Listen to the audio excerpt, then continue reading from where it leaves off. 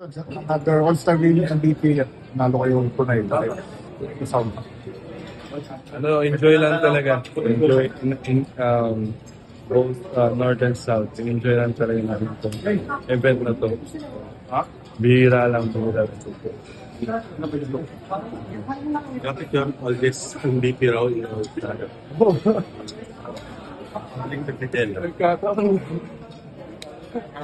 Kataon lang. Wala. Mindset ko lang na talaga kanina mag-enjoy. Give back to the fans. Yun lang talaga. And, ayun, do some stuff na hindi ko ginagawa usually. Yung kunyari, titira lang sa point. So, yun lang talaga for the fans. First time mong solo MVP. Yeah, pero ang previous ko. So, ayun lang. Ano lang talaga, sa exhibition game, so, tinatry lang namin ibigay yung kung ano yung gusto ng fight. Yun, mga dunks. Dapat yun nga, kasi di ba at this point of your career, parang mas chine-cherish mo ba lalo yung mga ganitong exhibition? Yes, of course. Thankful ako kay God dahil sa sa event na to. Hindi ko alam kung yung mga first timers, magkakaroon pa sila ng madaming chance. Samantalang ako, hindi mo alam, konti na lang sa team.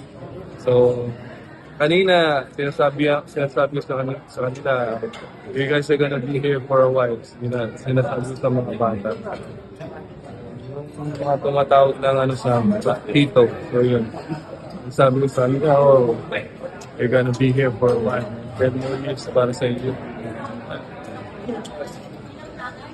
Medyo nagugulat ka pa rin ba sa sarili mo na kahit medyo tito na yung edad mo, nakakatapa pa rin? Hindi, yung totoo niyan, nagkataon talaga tong All-Star na galing kami sa break.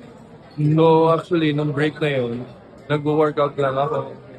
Yung workout ko puro plyometrics, ganyan. So, yun, nagkataon na exhibition game, yun ipakita mo na medyo fresh pa, hindi pa pagod.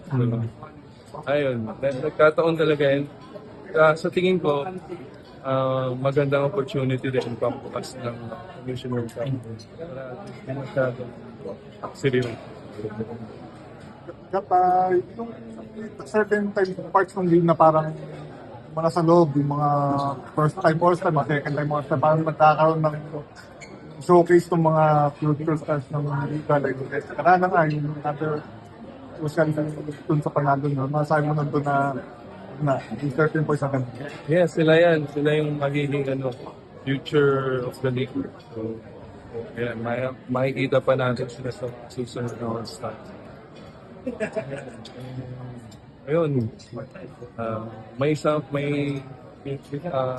part of the game go hard yung mga young guys. So, ayun, very exciting yung pinapan. Thank you.